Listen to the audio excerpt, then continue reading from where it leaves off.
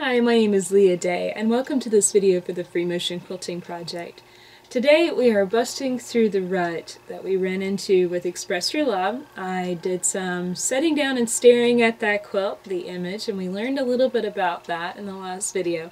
So in this video I want to share with you the design that I decided to use in the orange sections around the spaces that we did flock of geese.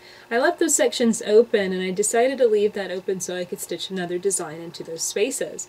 And I actually want to play with a couple different designs working through these areas.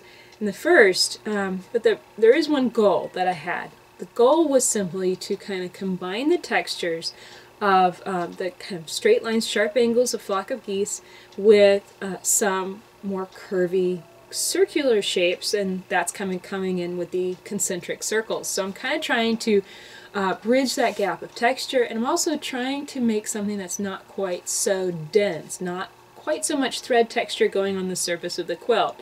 The reason being, I just simply want the space to be orange, but not glaring in your face. So what instantly came to mind was zippeling, design we learned earlier this year. But what if I take the zippeling and I throw in another shape and I soften it a little bit, maybe with a spiral? And so this is called Zigzag Spiral. It's pretty simple. So let's get on the machine and see how this works.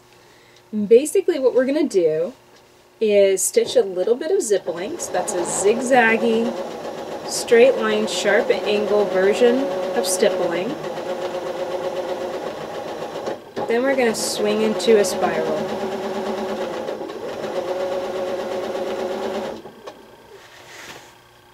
Once you've stitched your little spiral, start zigzagging again. Now as for spacing, it really doesn't matter how close these spirals are. They can be right on top of one another. They can be quite far apart.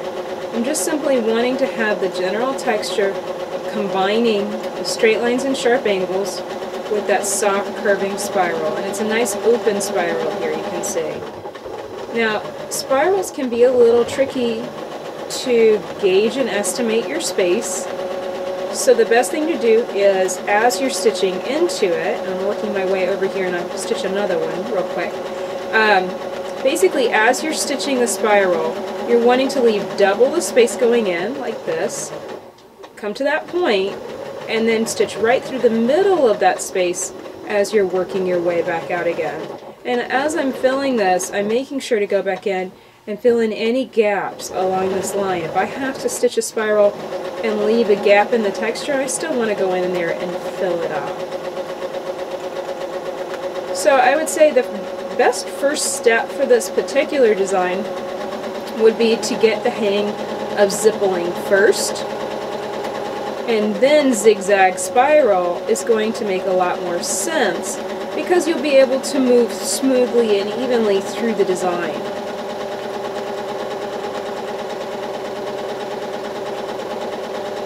And you can see I'm kind of filling through the space in rows, more or less.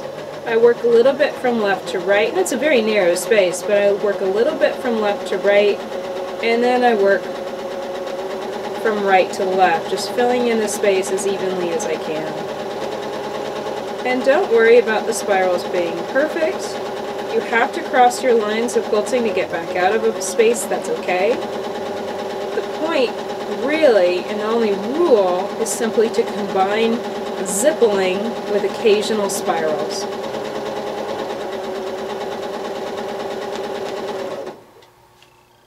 So that's it for Zigzag Spiral. I really hope you give this design a try and see how this texture combines that zippeling with some open spirals. If you need to, go back in and check out the tutorial on zippeling, and then also check out a design called Basic Spiral. Those videos might help you get the hang of this one.